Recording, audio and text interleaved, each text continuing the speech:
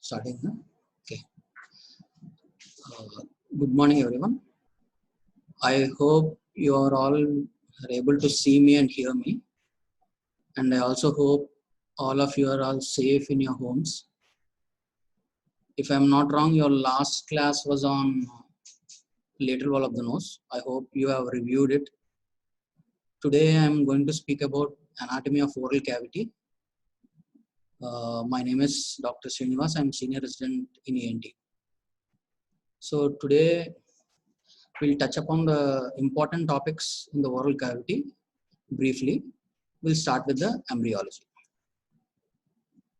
The oral cavity is derived partly from the stomodium and foregut. Since it is derived from two different components, it is lined partly by the ectoderm and the endoderm. The primitive pharynx is derived from the cranial part of the foregut. During the development, the oral cavity and the primitive pharynx, they are separated by a membrane. It is known as a buccopharyngeal membrane. During the course of development, it gets resorbed.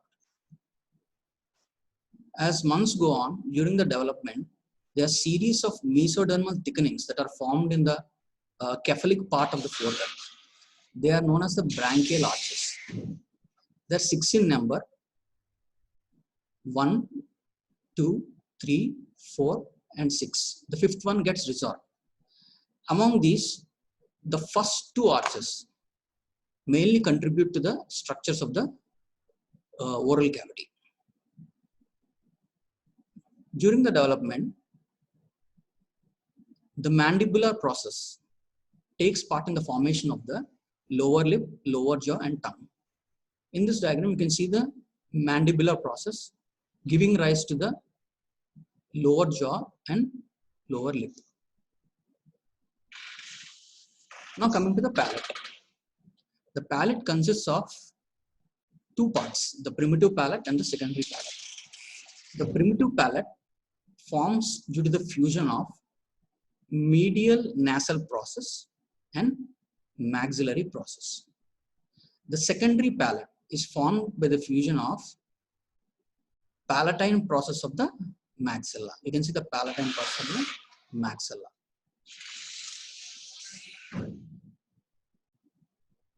The fusion of these two palates occurs in a form of Y shape.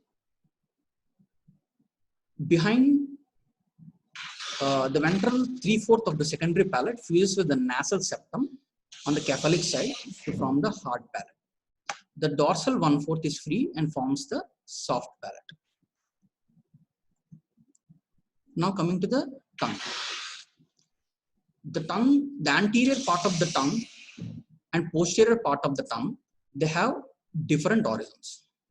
The anterior 2/3 of the tongue is formed from the fusion of a pair of lingual swellings of the first arch and an unpaired swelling known as tuberculum impar. In this figure, you can see there are 2 distinct lingual swellings arising from the first arch, and there is a medial swelling known as tuberculum impar. These 3 fuse together to form the anterior 2/3 of the tongue, and the posterior 1/3 of the tongue is formed from the cranial part of the median elevation of known as hypobronchial eminence. In this figure, you can see this median elevation. It is usually formed from 2nd, 3rd, and 4th arches. But in the development of the tongue, only the cranial part is involved, and it forms the posterior 1/3 of the tongue. So these 2 parts, that is anterior and posterior part, they fuse during development, and this line of fusion is indicated by a sulcus known as sulcus terminalis. You can see in this figure there is a sulcus separating the anterior 2/3 and posterior 1/3.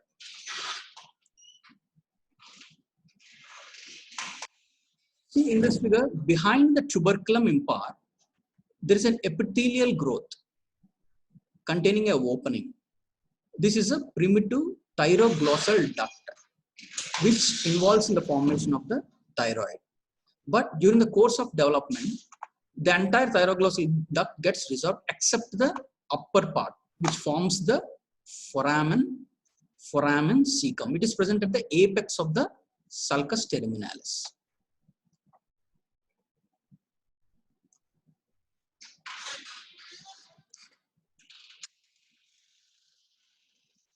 Because this tongue is formed from has two different origins forming from two different arches, they have dual nerve supply. The anterior 2/3 and posterior 1/3 have different nerve supply.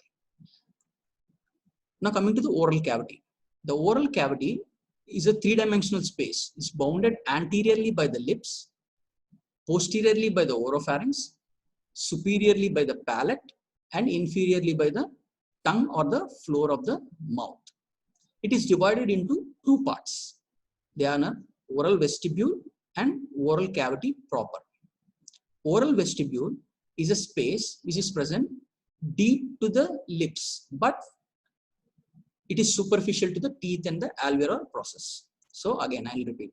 The oral vestibule is a space deep to the lips and the cheeks, but it is superficial to the teeth and the alveolar process. Now, and coming to the oral cavity proper. Oral cavity proper is a space. It is present behind the teeth. It is bounded by the teeth, palate, tongue, and oropharynx. As I said before, the oral cavity is divided into two. There are oral vestibule and oral cavity proper. The various components that are present in the oral vestibule are lips, cheek mucosa, alveolar process, and teeth. Oral cavity proper includes hard palate, soft palate, floor of the mouth, tongue, and salivary glands. Among all these components, we'll discuss every one of them except for the salivary glands, which we'll talk about in detail when we are dealing with the salivary glands topic. Now we're coming to the oral vestibule. The oral vestibule is bounded anteriorly by the lip, laterally by the cheeks, superiorly and inferiorly by the mucobuccal and mucolabial sulcuses, and posteriorly by the teeth, and also medially by the teeth. See, this is the cross section showing the lip. This is the cross section showing the cheek. Now coming to the lips. Lips, they are 2 in number. They are mobile. They are musculofibrous folds. They guard the oral fissure. This upper lip and lower lip, they meet laterally at the angle of the mouth, which corresponds to the location of the first premolar.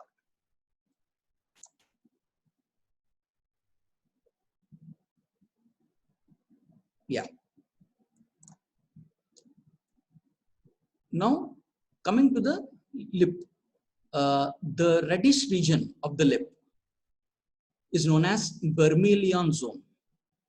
But the question arises, why it is red in color? It is red in color because the submucosa of the lip in this region contains the arterial arcade. Means there are numerous network of blood vessels. So they appear pink or red in color. As the zone, this vermilion zone is separated from the skin on the outer side by a border. This is known as vermilion border. In the median part, that is in the midline of the upper lip, there is a shallow groove. This groove is known as philtrum, and it forms a bow-like shape on the upper lip. This is known as Cupid's bow. The next point is the inner aspect of each lip, that is upper lip and lower lip on the inner side. It is connected to the gums by a median or a midline mucosal fold known as frenulum of the lip. There is another frenulum which you will encounter in the tongue, but this is different. This is frenulum of the lip. So in the when you take a cross section of the lip, there are the following layers you can see from outside to the inside. They are skin. Wait a minute.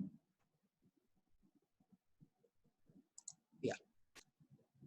The outer layer is the skin, subcutaneous tissue containing the blood vessels, and also the next one is the muscular layer containing the orbicularis oris muscle. Beyond the muscle layer, there is mucous membrane, which is lined by non-keratinized stratified squamous epithelium. Again, I'll repeat.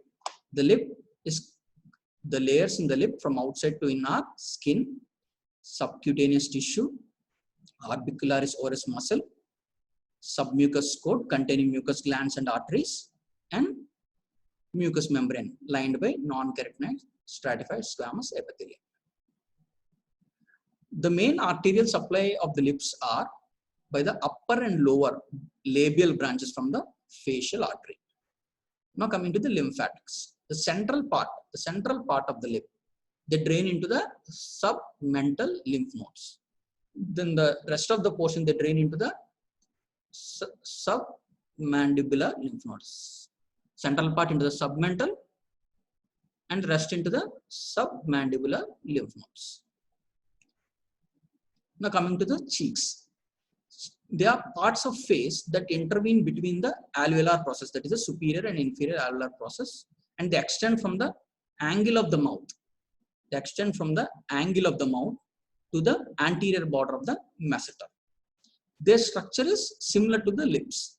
They include skin, superficial fascia, buccinator muscle, submucous coat containing buccal mucous glands, that is on the inner side, then to the oral cavity, and the mucosa is lined by the non-keratinized stratified squamous epithelium. Now coming to the lymphatics. They predominantly drain into the submandibular and preauricular lymph nodes. Blood supplies through the buccal branches of the facial artery. Since they contain muscles and also other skin and skin appendages, they have both motor and sensory supply. The motor supply is from the buccal branch of the facial nerve, and the sensory branch is from the buccal branch of the mandibular nerve, that is V3, that is from the trigeminal nerve. Now coming to the gums. Gums, they are dense fibrovascular tissue. They are lined by keratinized stratified squamous epithelium. They contain two parts, that is free part and attached part. The free part, as you can see, it surrounds the neck of the tooth. It surrounds the neck of the tooth. Now coming to the attached part. It is firmly fixed to the alveolar process, that is the alveolar bone of the maxilla and the mandible. The predominant nerve supply for gums, they arise from different nerves because they are gums from the upper jaw and gums from the lower jaw. So the upper gums, they receive nerve supply from the anterior, middle, posterior, superior alveolar branches and greater palatine and nasopalatine branches. Lower gums, they receive from the mandibular nerve, that is V3. Upper from the maxillary nerve, that is V2. They receive nerve supplies to the inferior alveolar, lingual and buccal branches. Lymphatics, they predominantly drain into the submandibular lymph nodes. Now, oral cavity proper. It is a three-dimensional cavity within the alveolar margins of the maxilla and the mandible. It is bounded above by the that is the roof is formed by the hard palate anteriorly and soft palate posteriorly. It communicates posteriorly with the oropharynx through the oropharyngeal isthmus. Now question arises, what are the boundaries of the oropharyngeal isthmus? The oropharyngeal isthmus is bounded above by the soft palate, below by the posterior one-third of the tongue, on either side by the palatoglossal arch. Now coming to the floor of the oral cavity. The predominant structure that forms the floor of the oral cavity is occupied by the tongue. So, and only the anterior two-third. So that's why the anterior two-third of the tongue is known as the oral tongue, and posterior one-third of the tongue is known as the pharyngeal tongue. It rests on the floor of the mouth and formed by the mylohyoid muscles of the both sides. It forms like a diaphragm, so it is known as diaphragma oris. The anterior part of the floor is formed by the sublingual region, which is present between the ventral surface of the tongue and floor of the mouth. This is lined by the mucous membrane. Now coming to the sublingual region, the important structures that are present in the sublingual region are frenulum of the tongue. It is nothing but a median fold arising from the ventral surface of the tongue to the floor of the mouth. Earlier I talked about the frenulum of the lip.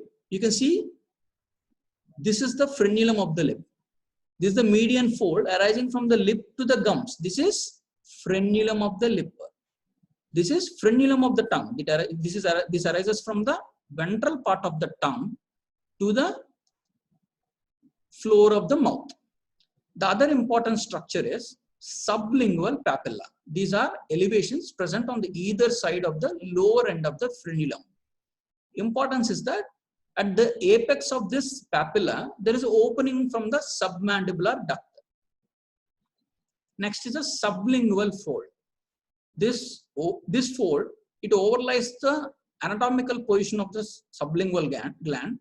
It extends laterally and backwards. They contain multiple openings from the sublingual glands. And the applied anatomy here is regarding the frenulum of the tongue. If this frenulum is short, thick and stout, it causes restriction in the movement of the tongue, predominantly protrusion of the tongue. This condition is known as tongue tie or ankyloglossia. The treatment of this condition is to simply release by giving an incision here, taking into account that not to injure surrounding structures like the submandibular gland openings. So this procedure's name is known as frenotomy or simply excision of the frenulum. This excision releases it from the floor of the mouth, so the range of motion increases in cases of tongue tie. Now coming to next topic, that is the nerve supply. The nerve supply of the oral cavity. As you know, the roof of the oral cavity is formed by palate. So they are supplied by greater palatine and nasopalatine nerves from the maxilla because it is closely related to the mid third of the face, which is supplied by the V2, that is a maxillary nerve. Now coming to the floor. The floor is supplied by the lingual nerve, which is a branch of mandibular nerve. Now coming to cheek. They are supplied by the buccal nerve, which is also a branch of mandibular nerve, that is V3. Now coming to motor supply. The muscles of the cheek is buccinator and muscle of the lip is orbicularis oris. We already discussed this before. Both are supplied by the facial nerve. Now coming to palate.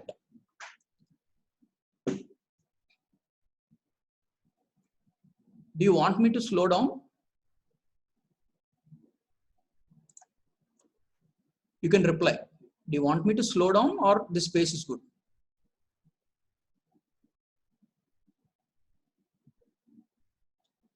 You can message me now.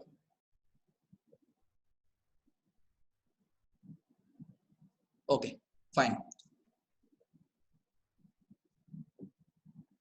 Okay, fine then I'll continue. Okay. See, the palate is like a roof. It separates two cavities, that is the nasal cavity and oral cavity. It lies within the arches. This is the superior alveolar arch. This is the inferior alveolar arch. So palate, it intervenes between the roof of the mouth and floor of the nasal cavity. That is, it acts as a barrier between the nasal cavity and the oral cavity. It has two parts, that is hard palate and soft palate. Hard palate is seen in the anterior 2/3. That is, you can say hard palate is in the anterior 2/3 and soft palate is in the posterior 1/3.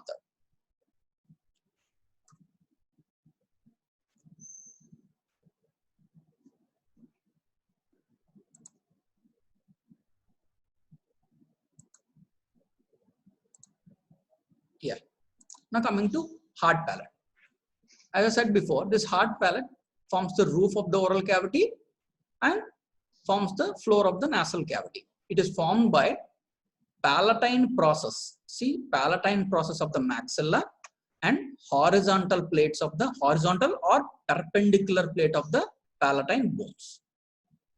And it is bounded by the alveolar arch. See, the palate has an upper surface. The upper surface is related to nasal cavity. So, logically, the upper surface should be covered by respiratory epithelium, that is ciliated columnar epithelium. That's what is mentioned here. And now coming to the lower surface. The lower surface or inferior surface is related to oral cavity. It is lined by keratinized stratified squamous epithelium. It contains, see, multiple palatine glands. They are mucus glands and midline raphe. And in the anterior part of the palate, you can even feel it with your tongue. They are transverse folds, which gives rise to the corrugated feeling in the anterior part of the hard palate. Now coming to the soft palate. See, the difference between hard palate and soft palate is hard palate is static, it doesn't move. Soft palate is dynamic organ. Dynamic in the sense it moves. So it is more important to discuss the anatomy in detail. So what does soft palate consist of? Soft palate is nothing but a fibro-musculo-glandular organ. It is nothing but like a curtain. It hangs from above to downwards. See, as you can see in this figure, it hangs downwards. So the anterior 1/3 is fibrous, middle 1/3 is muscular, and posterior 1/3 is glandular. So because there are movements, as the soft palate moves, there should be some function for these movements. It predominantly is involved in deglutition. Deglutition means swallowing. Next is speech. As you know, when larynx is dealt with, the voice is produced by the vocal cords, but it is turned into speech by the organs that articulate it, like tongue, soft palate. The resonance to the voice is given by the nasal cavity and nasopharynx. So, and the third use of the soft palate is to blow air by closing the oropharyngeal isthmus. To blow air, this communication to the nasopharynx and to nasal cavity has to be closed. So, once you close this, you will be able to blow the air. So, the main function, another function of soft palate is to close the oropharyngeal isthmus, and it also prevents regurgitation into the nasal cavity. So, as I said before, soft palate is dynamic. So, it assumes different positions. So, we are discussing the anatomy considering that soft palate is in relaxed position. When soft palate is relaxed and pendant, what do you mean by pendant? Pendant or pendular means it's hanging.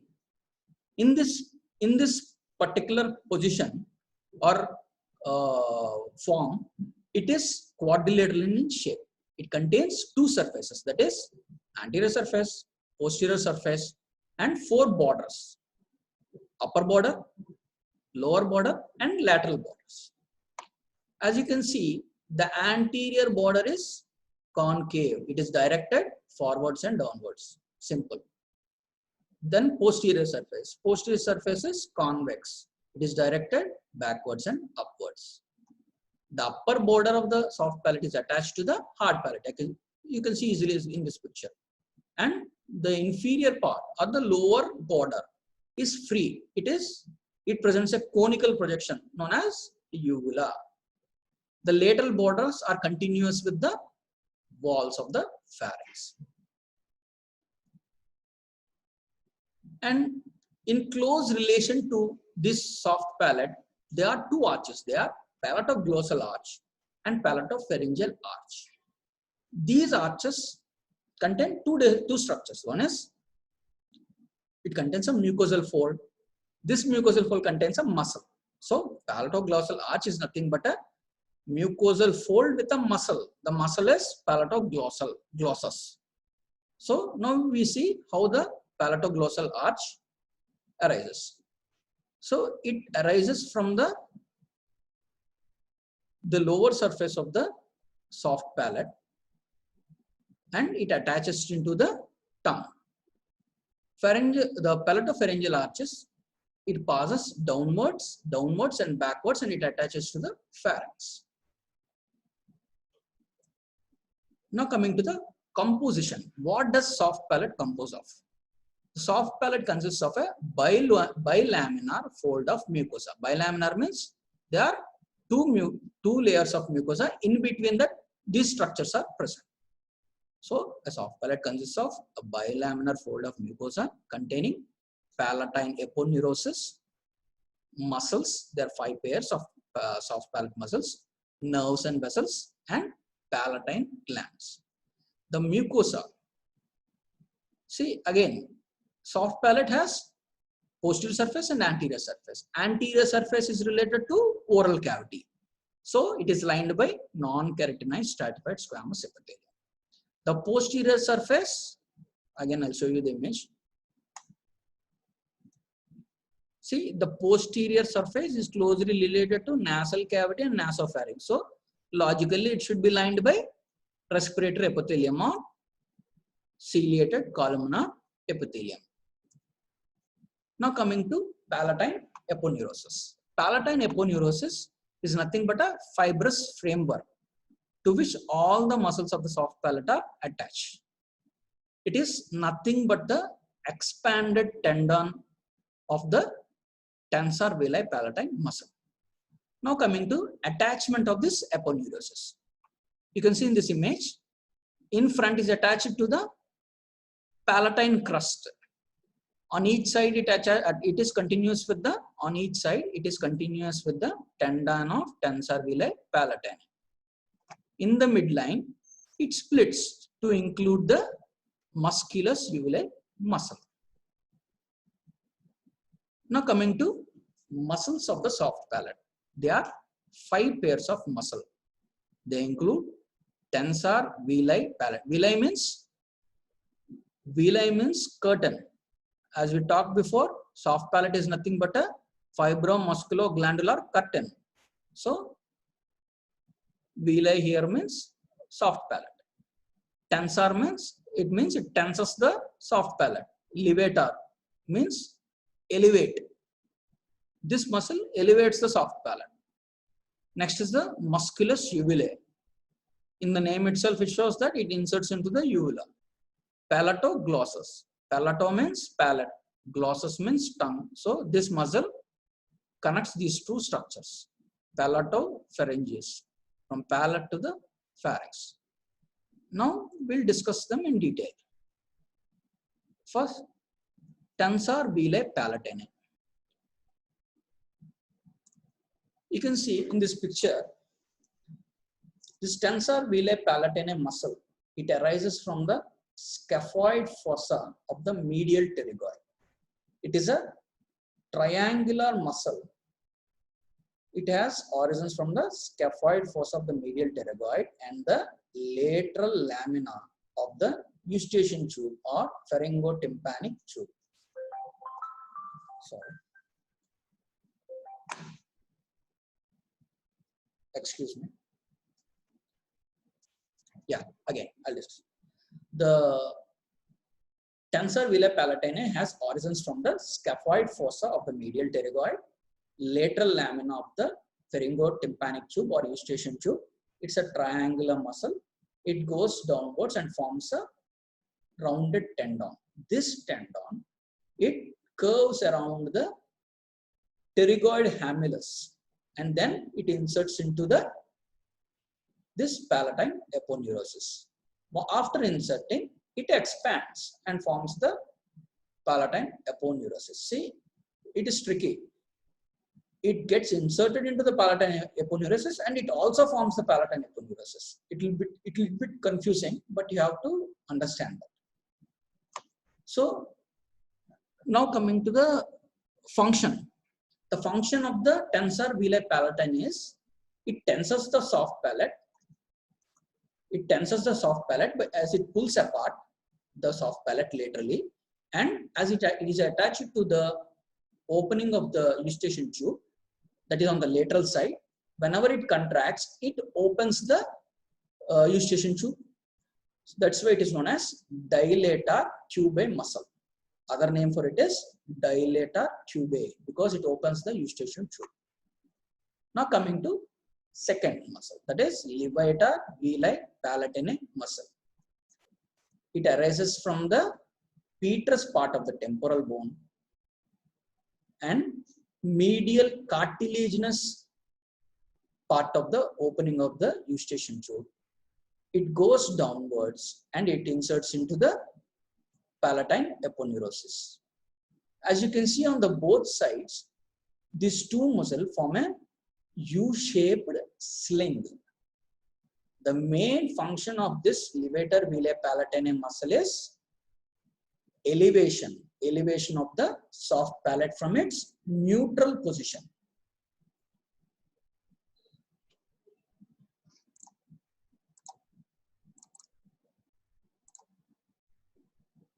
Excuse me, you can see the screen, right?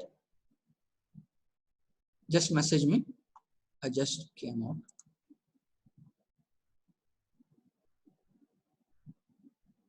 Okay, thank you.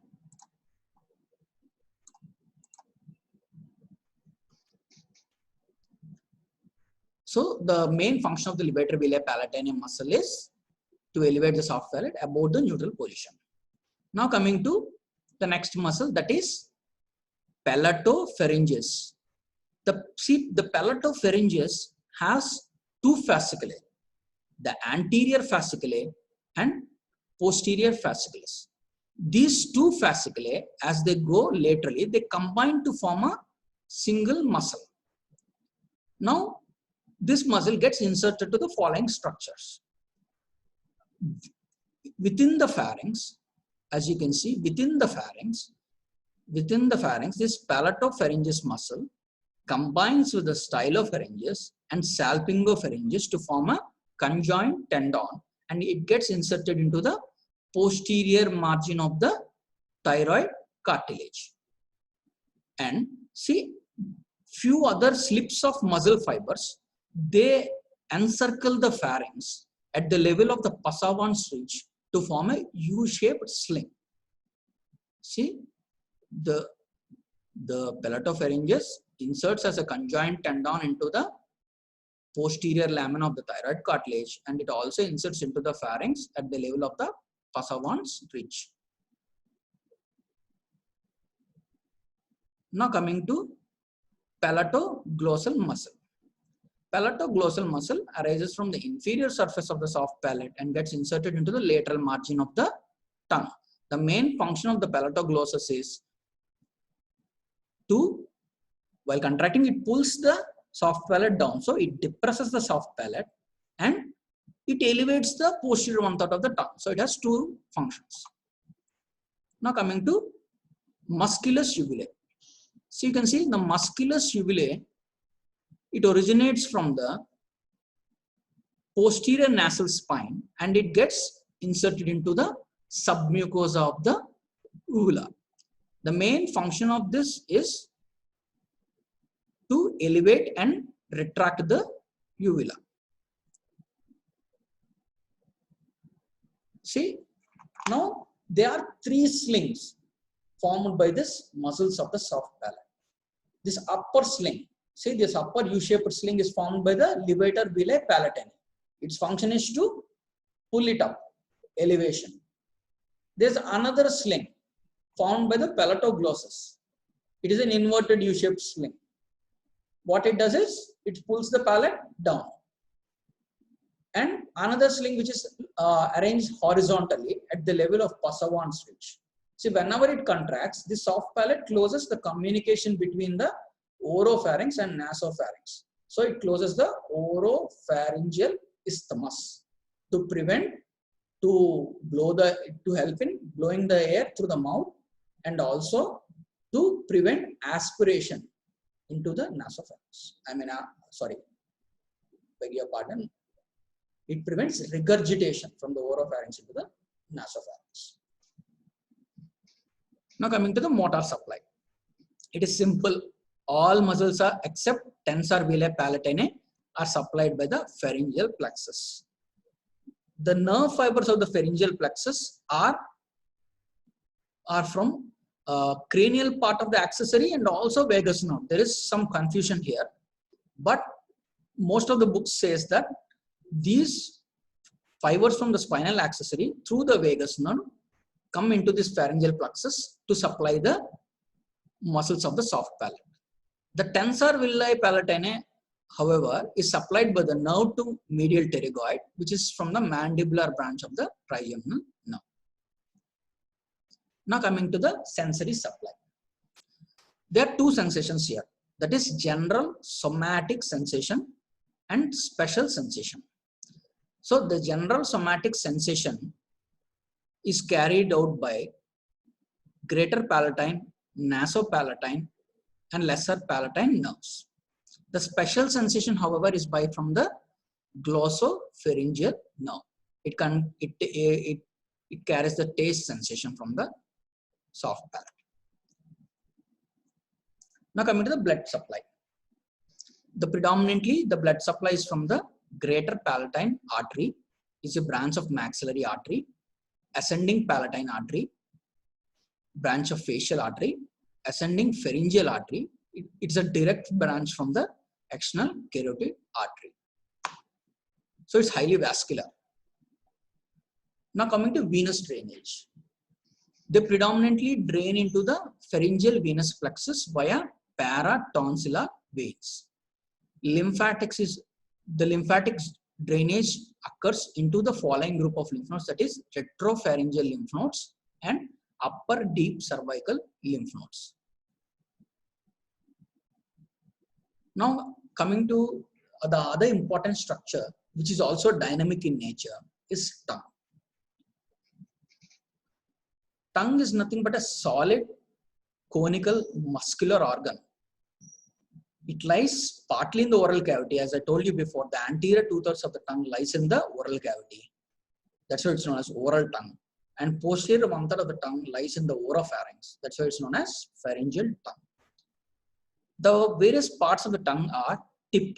The tip of the tongue, it is directed forwards. As you can see here, the tip of the tongue is directed forwards, and it is in close relation to the incisors of the lower jaw. The base of the tongue is directed backwards, and it is formed by the posterior 1/3 of the tongue. From the base of the tongue, there are various mucosal folds. As you can see, there is a midline fold arising from the base of the tongue to the epiglottis. This is known as median because it is medial in nature. It is extending from the tongue. So glosso to the epiglottis, epiglottic fold. So median glossoepiglottic fold. And similar folds, they arise from the lateral surface. They are lateral glossoepiglottic folds. This median glossoepiglottic fold divides a depression on either side. It is known as vallicula. See, this median glossoepiglottic fold is dividing this depression present immediately posterior to the posterior part of the tongue. This depression on either side is known as vallicula. So the tongue has two surfaces. They are dorsal or upper, ventral or lower. It contains two lateral margins and a root. So we'll discuss the following in these side headings. Now coming to dorsal surface. The dorsal surface is divided into anterior 2/3 and posterior 1/3. I stressed it before and again I'm stressing it now. The tongue has dual origin. So everything will be different or everything will be dual in nature in the tongue. So again the dorsal surface is divided into anterior 2/3 and posterior 1/3, and it is separated by a primitive sulcus known as sulcus terminalis. It is in V shape. It demarcates the primitive junction of fusion between these two structures. Now coming to this foramen cecum. I discussed this also before. Foramen cecum is nothing but the remnant of the upper end of the thyroglossal duct. It is present at the apex of this sulcus terminalis. As you can see, even in this diagram, the anterior two-thirds is rough, containing various eruptions over the mucosa. These are known as papillae. There are 4 types of papillae. We'll start with the filiform papillae. See, these filiform papillae, they are numerous. They cover entire anterior two-thirds. They are arranged in V-shaped rows from sulcus terminalis to anteriorly. They are multiple in number. The most important feature is they do not contain any taste buds. Their only function is to roughen this dorsal surface so that the food can be thrusted posteriorly. This means there is some friction so that the food can be pushed posteriorly. It is the only function of this filiform papillae. There are no taste buds in this. Next, coming to fungiform papillae. See, these fungiform papillae, they are present along the margins of the tongue. They are reddish in color. They are spherical in shape. They are present predominantly in the margins of the tongue and also the tip. Now coming to valate papillae, or otherwise known as circumvallate papillae.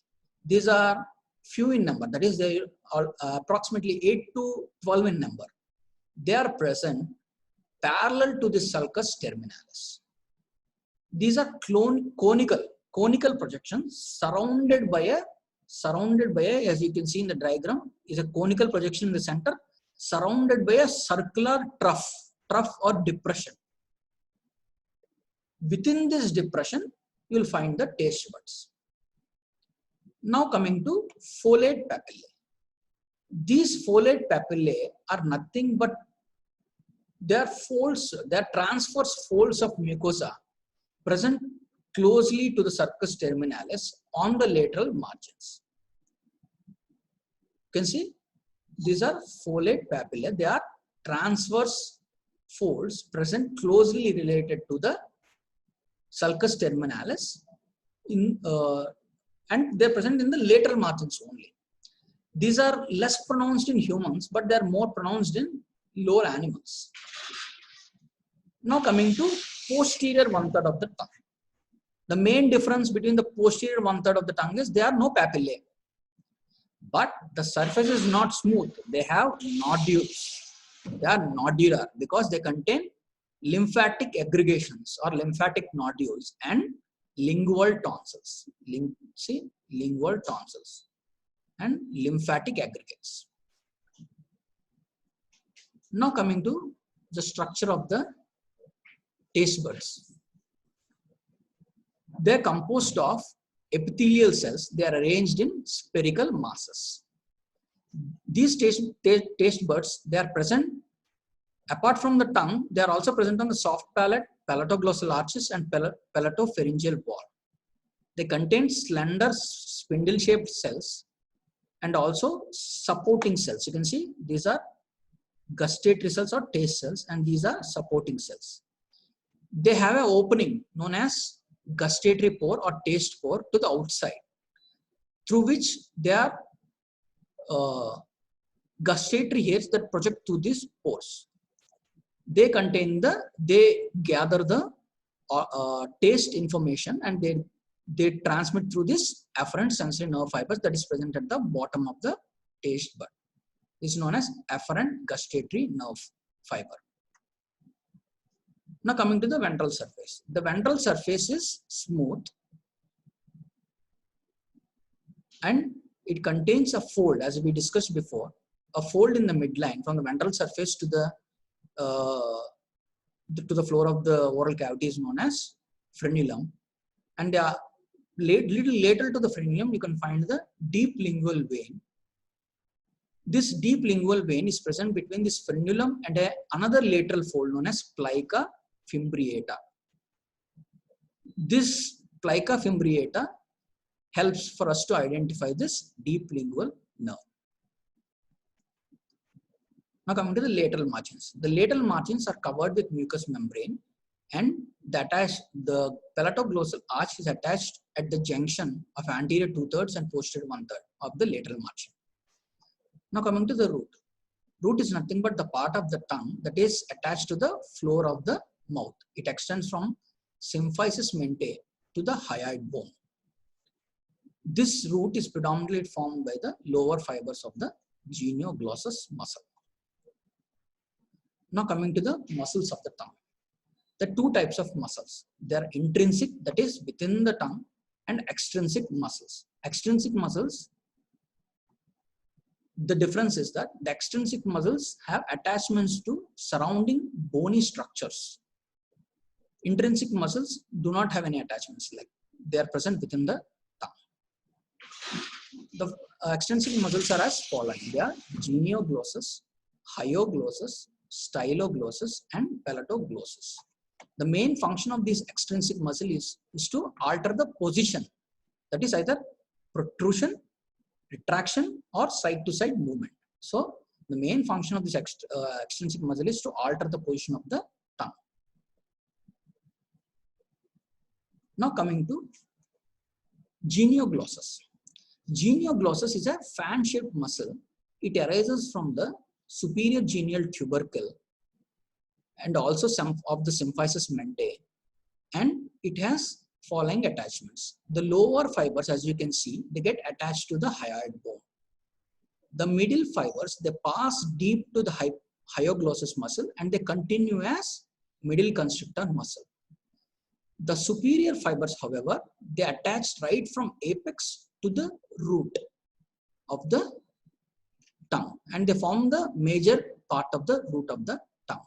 The main function of genioglossus is protrusion of the tongue, and also it depresses the center of the tongue to form a concavity in the dorsal surface.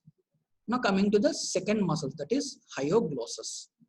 Hyoglossus has attachment to the greater cornua hyoid bone and body of the hyoid, and it gets inserted into the lateral margin of the tongue between the styloglossus muscle and inferior longitudinal muscle. As you can see, the function when this hyoglossus contracts, it pulls the lateral margins downwards. So the function of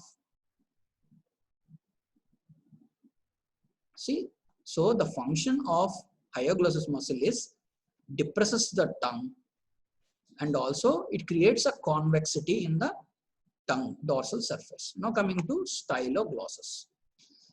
The styloglossus arises from the styloid process on its anterolateral side. It passes forwards and downwards, and it attaches to the lateral margin of the tongue.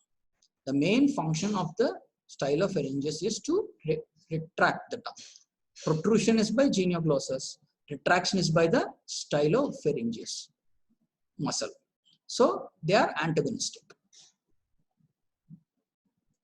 Now coming to palatoglossus. We already discussed this before. The palatoglossus arises from the inferior surface of the palatal aponeurosis, and it inserts into the lateral margin of the tongue. It helps in elevation of the posterior 1/3 of the tongue. Now coming to intrinsic muscles. The superior longitudinal muscle, it arises from the subcutaneous tissue and median septum of the tongue, and it gets inserted into the lateral margins of the tongue. The main function of this superior longitudinal muscle is it shortens the tongue. That is, it decreases the length of the tongue, and it curls the apex of the tongue. Now coming to inferior longitudinal muscle. It arises from the root of the tongue and gets inserted into the apex of the tongue. The function is to shorten the tongue.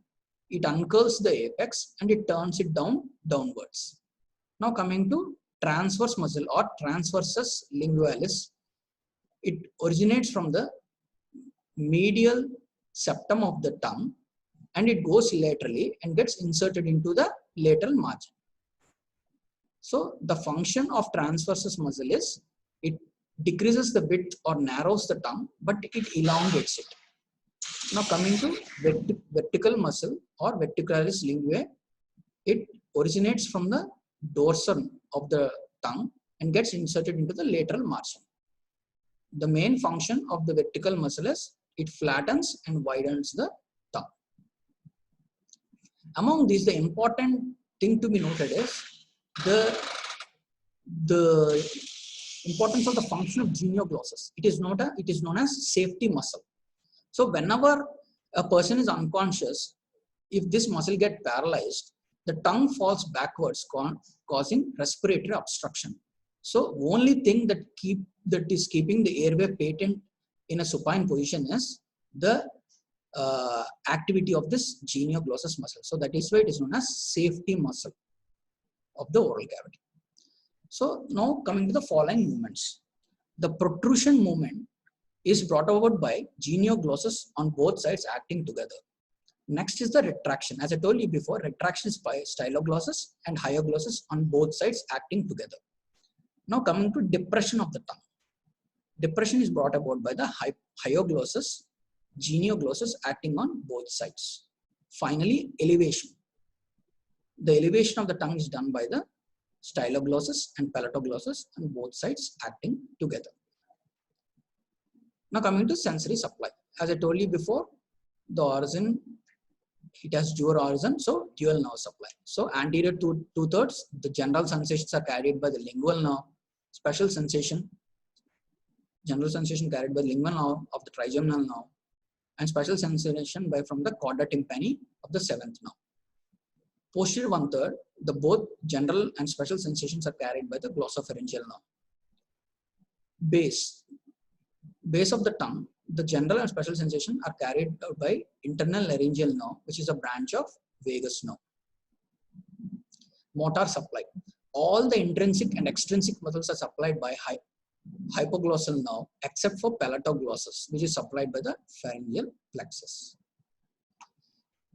Blood supply. The main artery is the lingual artery. It gives rise to two branches, that is dorsal lingual artery and also the profound deep lingual artery. Dorsal lingual artery and deep lingual artery. The dorsal lingual artery supplies the posterior one-third, deep lingual artery supplies the anterior two-thirds. And other branch, that is the sublingual artery, supplies the ventral surface and the floor of the tongue. Venous drainage is through the lingual nerve, which ultimately drains into the internal jugular vein. Lymphatic drainage is important because most of the oral cavity, because most of the carcinomas are present in the oral cavity, the lymphatics are important to know. So lymphatics are arranged in 4 sets. That is the lymphatic drainage from the apex, it goes into the submental and jugulo-omohyoid nodes. From the margins, they drain into the submandibular nodes. From margins to submandibular nodes. The central and base or base of the tongue drain into deep cervical lymph nodes. The important point to note is the apex of the tip of the tongue has highest lymphatics, so highest chance of lymph node spread during a carcinoma condition. And also, if the lesion is in the margin, as it grows, if it crosses the midline, you can see involvement of both the lymphatics on the either side. Now coming to the function of the tongue. The main function of the tongue is as an articulator for speech production. The extrinsic muscles are involved while spelling vowels, and the intrinsic muscles are involved while spelling out consonants. The other primary function of the tongue is taste. The dominant taste sensations are bitter, sour, salty, and sweet. the tip has highest concentration of taste buds perceiving sweet sensation. The lateral margins contain salty and sour. The base of the tongue contain bitter taste. The homework for you is there's another important taste sensation. Apart from this, you are going to tell me that in the next class. Apart from this, the other important roles is mastication and in deglutition. We'll discuss this in detail in the next class.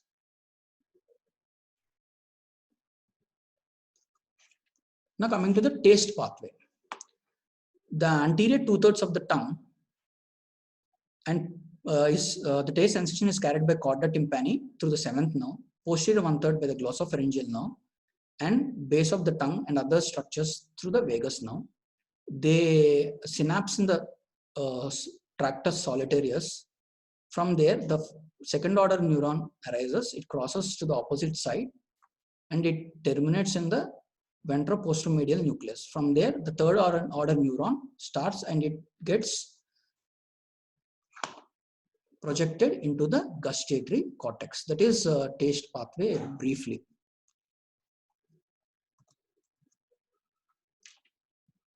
Because regarding tooth, the dental department will deal in detail, but I'll talk about it briefly. Tooth contains crown, neck, and root. The crown is the exposed part of the teeth. The structure of the teeth contains a pulp cavity which contains blood vessels. It is lined by odontoblasts and it secretes the dentin. It forms this dentin layer is the predominant part of the tooth. At the dentin enamel junction, they are amelioblasts. They secrete enamel. Enamel is the hardest substance in the body. Now coming to cementum. Cementum is nothing but a layer of calcified tissue that coats the root, which helps anchoring the tooth to the socket. Now coming to dentition. All the mammals are diffidonty, means they contain two sets of dentitions, that is deciduous teeth or milk teeth or permanent, and next is the permanent teeth. Deciduous teeth are 20 in number.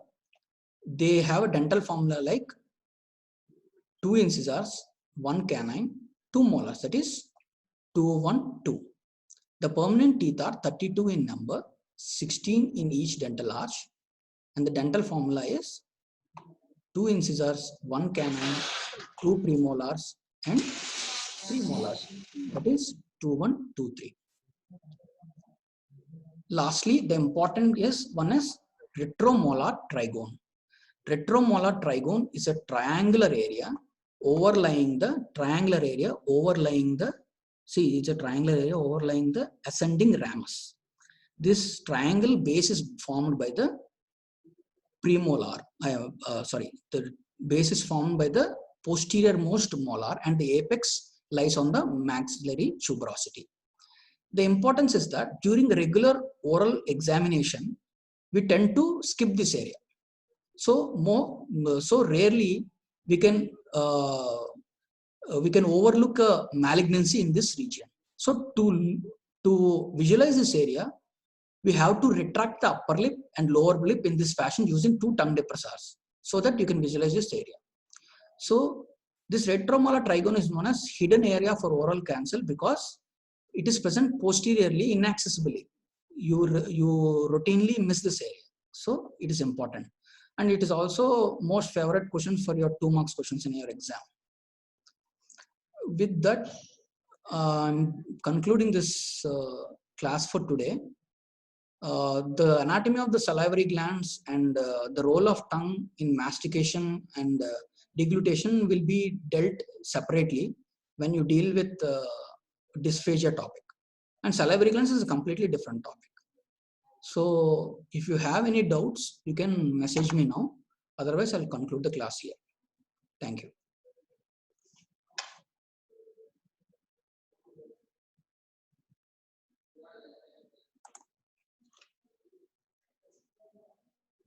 Yes, the person who has said umami is correct.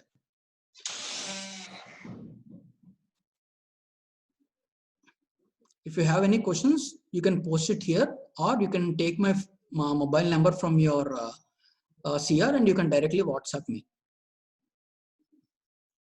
If more people have the same doubt, I'll discuss the same thing in the next class. Otherwise, I'll clear your doubts one-on-one.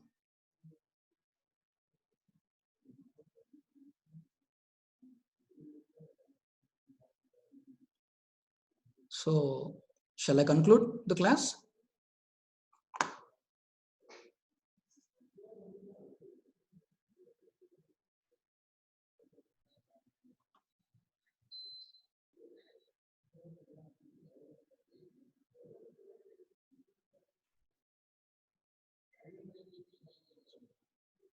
Yeah, it's okay for now, even if it's third edition. But there are certain modifications in the fourth edition also. So better see what are the different modifications so that you can prepare a separate notes if you want to follow the third edition. Okay, then I'm concluding the class.